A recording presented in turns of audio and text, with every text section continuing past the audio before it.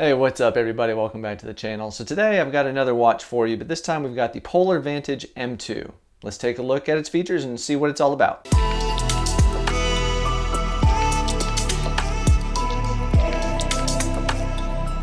So first things first, Polar did send this watch to me to review. I did not buy it, but this isn't sponsored in any way. I can say whatever I want, and I always do, so let's get right to it. All right, so first, whenever reviewing a watch, I always like to talk about looks and comfort. Overall, the looks, I think it's a pretty good looking watch.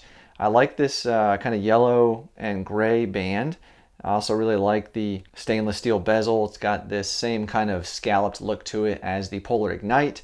A little bit of a design to it there. It's kind of nice. It has the 5 buttons on the outside. You got 3 on the right, 2 on the left. And then it has a like a fiber polymer backing with, like I said, the stainless steel bezel. And just overall, it's a good looking watch. Now talking about comfort, the band is a silicone band. It is pretty stretchy. You can see me pulling it right there.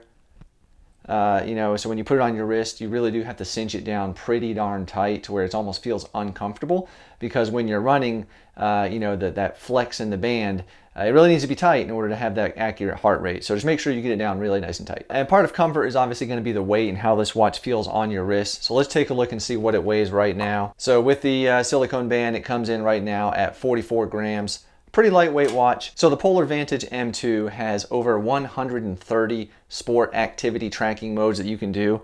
And that does include a triathlon mode. So you can actually switch between, swim, bike, run, and actually count your transition times, which is pretty awesome at this price point of this watch. So that's a really cool feature there. Pretty easy configuration and how to use the watch.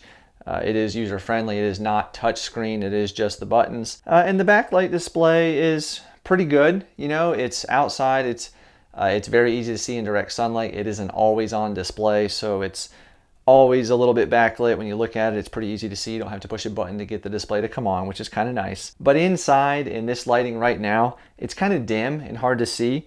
When you put the backlight on, it is a little better, but still, honestly, it could be brighter. By the way, if you're finding this video helpful, maybe learning something about the Polar Vantage M2, why don't you go ahead and give it a like? That would be really cool and help the video out a lot. And maybe consider clicking subscribe too if you haven't already. So talking about that display, it is a 1.2 inch display. It's always on, like I mentioned. So the glass is what's known as a hard-coated PMMA. Basically, that's a fancy name for plexiglass. This will scratch pretty easily, so I would definitely recommend getting a screen protector on there. This isn't as good as Gorilla Glass and nowhere near as good as Sapphire Glass, so you want to watch out for that for sure. So there are a lot of widgets on this watch now. They brought over many from the higher end models like the Polar Vantage V2 or the Polar Grit X. So you've got things like sleep tracking, which the sleep tracking, by the way, is really quite good. I mean, that's of all the watches I've tested, Polar really has probably the best sleep tracking. So if that's your thing, get a Polar. But aside from sleep tracking, you've also got, activity goal you can look at, the training load status, your current heart rate, last training session where you can dive in and see different things, FitSpark, where you can see kind of a guided tutorial on how to do different exercises that they recommend based off of your current activity level and your recovery, what kind of phase you're in. You've also got weather display, which is a new widget, which is really nice to have.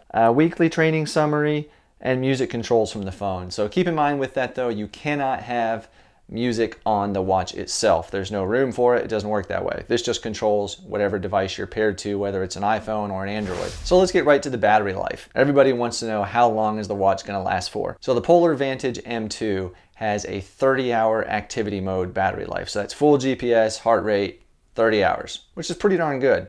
For normal smartwatch mode, standby, continuous heart rate tracking, just regular everyday use, it says up to 7 days of that kind of usage. Now there is a power saver option. So let's say you're going to do a really long race, like maybe 40, 50 hours. You can then change some settings on the watch, like the GPS recording, the heart rate. You can turn those things off and alter them and get up to 100 hours supposedly on this watch. So that's really going to handle any event out there. I mean, unless you're doing a multi-day like stage race. Another really cool feature that they brought over from the higher end models like the Grit X and the Vantage V2 to this Vantage M2 is the fuel wise. So you can input, your duration of your activity, the fuel source, and it'll give you a recommendation of how many carbohydrates you need to take in, at what kind of intervals you need to take those. And you can also set a drink reminder, which is pretty handy if you're one of those people that might forget to drink on a run or a bike ride. So that's a pretty cool feature to have on a watch. So for the heart rate sensor, they went with the Precision Prime, the original Precision Prime heart rate monitor. It's the same one from the original Polar Vantage, also the same one that they use now on the Polar Ignite 2. It really is a pretty good heart rate sensor. It utilizes 9 different LEDs on the back of the watch. But we'll go ahead and take a look at some data to check out that heart rate. All right, so here's the heart rate. Obviously, we've got the Coros Apex Pro in red, Polar Vantage M2 in purple. This is just from an outdoor activity, a run that I did. We can see the Vantage kind of jumps up here at the start, then they stay somewhat consistent. Here's a little oddity. We've got the Vantage M2 kind of staying higher by about 15 beats, and then it kind of levels off a bit, and then another little spike here by the Coros. Overall, though, I mean, I would say that's pretty accurate for a wrist-based system. It's pretty good. If we take a look at the details here, we can see the average heart rate for both of these was 132 beats per minute, so pretty darn spot on right there. Maximum heart rate for the Coros was 150, for the Vantage M2 was 151. Again, pretty darn spot on. So for GPS accuracy, I wore this watch numerous times, comparing it to the Coros Apex Pro right here, kind of as my gold standard. So we'll go ahead and take a look at some data and see, but overall it was pretty accurate. All right, so this is the GPS track here of that same activity we looked at for heart rate. We can see the blue is the Polar Vantage M2, the orange is the Coros Apex Pro. They're mostly on top, but we can see a little bit more GPS drift from the Vantage. All right, so this is a section where I was coming back and I did another out and back. You can really see the Vantage M2 was way off to the side, a lot of drift there, but the Apex Pro is pretty much right on top of itself, which I expect. Definitely more drift from the blue here, the Vantage M2, just not quite on top of it. And this is all just on a road, not a lot of tree cover. There is some trees, but it's mostly pretty open. So a couple of negatives about the Vantage M2 is there is no barometer, there is no compass, altimeter built into this watch. So, it's not going to have the most accurate readings as far as elevation gain, whereas compared to a watch that did have those things. So that's just something to keep in mind if you're looking at other watches in this price point. It is not compatible with Komoot, which is kind of Polar's, what they use to do route guidance. So if you wanted to have a GPX route, upload it to the watch, follow that. You can't do that with this. This does not have any kind of route import, no GPX files. You can't put them into the watch.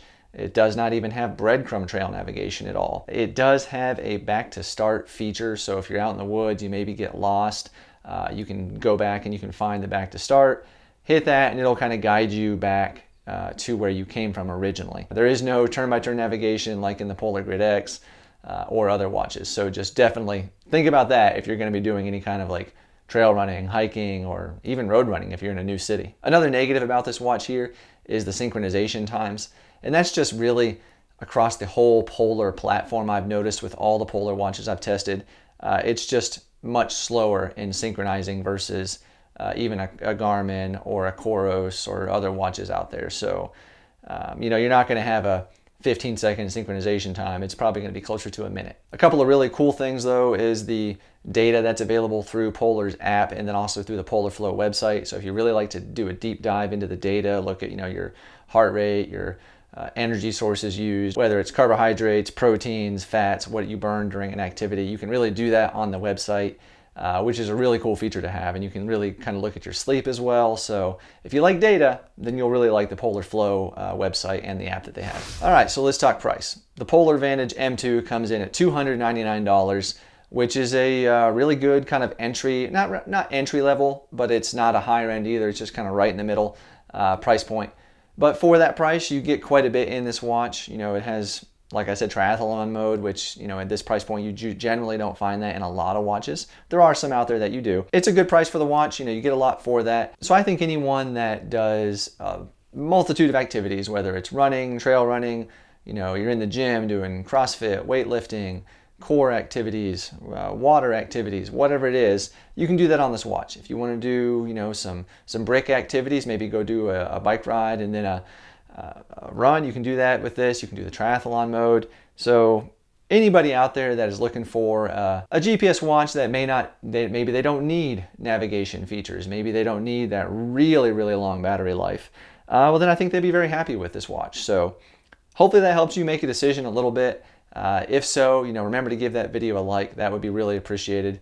And then if you check out down below in the description, I will have some links to go purchase the watch. It is an affiliate link, so it doesn't cost you anything, but it does help support the channel. And another way you can support the channel is if you want to go down below, again, in the description, you can find a link to the merchandise store. You can go pick up a This Is How I Roll ankle t-shirt, an UltraTrailSteven hat. We've got other stuff on there as well, so go check that out too. All right, well, that's going to do it for this one. So if you want to take a look at the video I did of the Polar Ignite 2 full review, it's going to be right over here.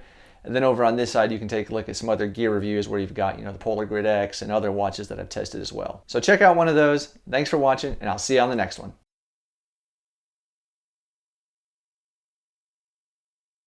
Buy a hat. They're cool.